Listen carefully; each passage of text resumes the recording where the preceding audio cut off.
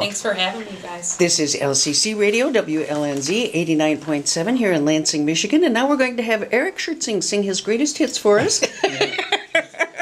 Silence was fortunately heard by all. You know, you should adapt, Eric, some of the techniques they use on The Voice. Yeah, all of those kinds of voting things for the... Which house should we tear down this week? Yes. Oh, yeah. Make it, get to vote on interesting. Rap, yeah. And the nice hashtag. It's me. It is me. It is you, yes, yes. Eric Schertzing is not only the Ingham County Treasurer, but also involved with the Ingham County Land Bank, and I wonder what news you have for us tonight. Well, there's always fascinating stuff going on. We're at the beginning stages of a lot of blight removal. I know that makes some folks nervous. There's some houses in town that are going to be coming down with some of the federal dollars that we're able to secure in partnership with the city. But you know, we go through, Lansing used to have 135,000 people in it. We're 115,000 and still trending down a little bit. So there's still getting older. and getting older, which needs a different style of housing than a lot of what we have. So there's a lot of properties out there that just can't be saved, can't be fixed up economically, and we're going to be taking close to 250 of those down in the next 18 months. So that'll certainly be noticeable in the neighborhood. And that's about a quarter of the houses that you manage? No, we've got a lot of that's vacant properties. We'll have another 150 or so houses after we get these down. And unfortunately, I just had my, the first part of the annual foreclosure process. There were just another 100 properties, another 100 houses foreclosed on March 31st. So it's not a problem that is going away. Mortgage foreclosure activity has really improved a great deal, but tax foreclosure remains pretty stubborn. The trend lines aren't showing a lot of improvement. I know there was an article in Lansing City Pulse this past week. And one of the things they talked about is what qualifies a home for the process of being demolished. Well, we look at things like foundations with issues because that's so expensive to fix. Has there been water damage, which unfortunately is true with an awful lot of houses? It's ironic in some ways because I've talked to many people over many years, and a family will keep paying on the old homestead until there's holes in the roof and it gets ruined because of that. And they've contributed to the to the taxes. I guess that's the nice thing that they've done for us, but nobody's in the home. It's sat empty for a lot of years, and people keep paying, and they don't finally let it go until it's just impossible to fix. Yeah. Even when they look very nice. I remember a couple houses on Princeton Avenue, which is just on the west side of the School for the Blind property that we have, and nice looking curb appeal on the houses, but when I went into them, after foreclosure, there had been holes in the roof and water damage. And those are the type of things that just are very, if not difficult, prohibitively expensive to try to recover from. Do we have a lot of problem with mold, too? Because it seems like a lot of homes with our weather here are more prone to mold in Michigan, and I'm assuming that's one of the more difficult things to abate. Certainly if you get the water inside. But it's hard to separate the water damage from the mold issues out. So water damage is one of the primary reasons that houses have to come down. Yeah, absolutely. The last thing you worry about is the roof when you're trying to put food on the table. So. And it's one of the more expensive things that you can have to replace. It's not like a water heater or even a furnace. It's much more. So that's unfortunate. As we look backward nowadays, I look back to when President Obama took office and the big chaos in the 2008 home mortgage disaster, really, that occurred here and all across the United States.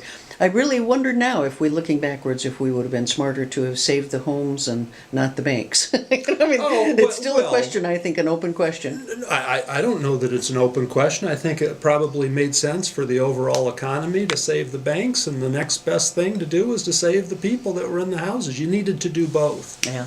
It's a national emergency, all hands on deck. Unfortunately, we only have the blank checkbook for the military interventions overseas. Eric, what happens to these vacant lots over time? You've had some experience now, so you have some understanding of what goes on relating to them. Well, you know, that was really the big question that Todd asked in that City Pulse article, and it's the one that board members and a lot of the community ask. It's tough because we have more and more of them. You know, when it was 100, you can come up with 100 community gardens, but once you get to 500 and 600 and 700, we're certainly going to continue doing some, you know, limited infill, new construction, new developments, along corridors especially. But there's a lot of them that are going to be a challenge. We're looking at naturalizing some of them, as the city has done with the parks. I would like to do more community orchards in addition to the garden space. Gardens are still growing, and we're going to want to increase, you know, the size. One of the great national things going on is people used to want to build houses around golf courses. Well, golf courses are expensive, so you see in the literature where the developers are tearing out the golf courses and they're putting in farms. So why can't we do something similar like that around here? And in fact, we are in places like Urbandale on the east side. Right. But you have the challenge of the floodplain over there that we're, you know, trying to work our way through for getting initiatives to flood-proof homes. So as we accumulate the land, I think you need to accumulate it. You need to get some chunks, some multi-acre chunks together. And just as parks and golf courses are amenities in other areas, make sure that the growing, the urban agriculture, the gardening space is an amenity. But it is a challenge, and it's going to continue to be a challenge. What do you do with all of the scattered sites? You really want to accumulate them where you can. And it's not the kind of, they're typically small plots of land, and people don't want to live on those anymore. I mean, they're very narrow lots in Lansing. Yeah, you know, the 33-foot lots, which are common. What's great is when we get two of those side by side. You know, then we can put in a up-down duplex or something where you use the land a little differently. It's great when you have an alley. That changes the opportunities for what you can do on a parcel. You know, we've got a lot of parcels that we've accumulated on corridors. We're really looking on Pennsylvania, you know, Cedar Larch and some of those areas on what redevelopment now we can do along corridors. Because our neighborhoods still are fundamentally sound once you get inside, but the corridors aren't always as welcoming as we would like. I know you kind of keep, like you said, you keep track of what's going on around the country. What's the situation with other land banks in Michigan, like Flint, Detroit? What's going on in those communities? Well, you know, Flint has, you know, they're almost 20% of all the parcels in the city of Flint are owned by the Land Bank Authority. They have such a surplus that they really struggle. They aren't able to mow the parcels as regularly as we do. But agricultural opportunities, you know, their work. Naturalizing, I think, is going to mean a lot moving forward. You know, Hance Farms in Detroit, some of the neat stuff there, and I don't know if folks have adjusted to the economics of it or not, but they're talking about just growing lumber, you know, that there is an economic return in some of these areas where it's not a prime residential corridor for density. You know, to just have trees, not because they're Christmas trees, not because they're fruit trees, but just because they're a tree, and let that hardwood grow.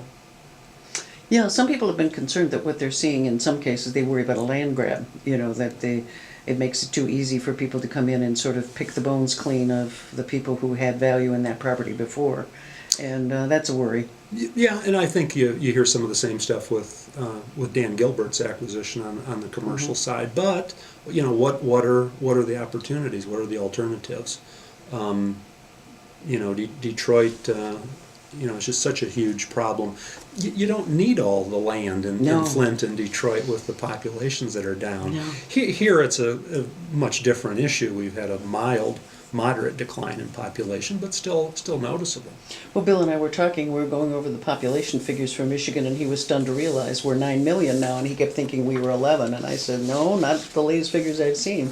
I mean, we had anticipated having another couple million people in the state by now, and it's just not going to happen. We were 10, we're near 10, we're going to stay pretty close to that. So there's been some studies that have recently come out that show that we're still outbound in population, Yeah.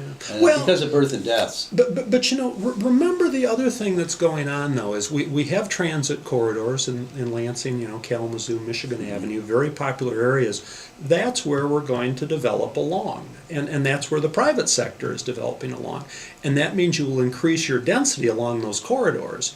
So not only do you have your population shifting downward, but your density is going to concentrate itself, which further, you know, thins out some of those outlying areas that aren't near transit corridors. Yeah. Well, and frankly, I imagine some of the neighbors where you've taken down houses like it. Well, you know, we certainly do a lot of outreach. We're working with the city for some additional efforts on that to make sure people know what's coming. But I get a lot of calls and complaints about that blighted house next door. I don't think I've gotten a call about anybody after we've taken a house down to complain about it not being there anymore. Right. So. I'm always fascinated. Two houses, Jackson National Life bought houses on the corner of the street that I live out in Mason, but it's now deeded, that portion is deeded to Lansing as part of that deal. And they came in and took houses away. And it is kind of shocking to drive down the road one day, come back that night and find the house gone. And it's as if They almost disappear as if it quickly, was nothing yes. there. It is It doesn't take long. The first time I saw a house taken down, I was shocked how fast it came down. it does. It's quite amazing. I imagine the people who share joint drives are very excited if the house is gone. Because we lived in a joint drive house once, and oh There- my gosh, was that a nightmare. There are four of us on the same drive at the end where I live. And it's funny because the people who run the cemetery are unhappy about the UPS man running over the edge of their lawn, so they've now put up a bunch of little markers. These things get really intense with people. It's like the old days of having that, the phone with the multiple party line. Yeah, you know, the other thing we've got, there's a deconstruction study that's in print that will go to the County Board of Commissioners to talk about alternate uses of the housing material, rather than just doing Yeah. demolition and hauling them to I the was dump. excited about that. We're looking at deconstruction. I'm going to be in Chicago actually tomorrow afternoon doing a tour with the Rebuilding Exchange, which is a group in Chicago that does just this type of work about perhaps replicating that here in Michigan. And the manager is a young woman that went to East Lansing High School, so we've had a nice Oh, connection interesting. between the communities, yeah. That's cool. So the Rebuilding Exchange, it's a great website for folks to look at and get ideas. You have other charts. Were there facts and figures you wanted to share that we should know about? No, we've covered a lot of that. You know, it's just the continuing challenges with tax foreclosure. And we're It's- coming up on the spring and summer taxes. Those will be coming out soon, I suspect. And You know, the good news from the government side is we finally had some nice solid increases in valuation here in the last year. We're looking at more of that. So we are coming out of that trough. But of course, the structure of Michigan taxes don't really make it possible for those revenues to get, catch up with where they were in the past. But we will adapt. well, it's been good to see you. Thank you very much. We will be seeing you again next month. And thank you for the latest news. And I'm glad that things are looking a little brighter. Right, and be anxious to hear what you have to say about deconstruction too, because that's really a popular movement across the country. I think it's We'll very make that the topic next time. Yeah.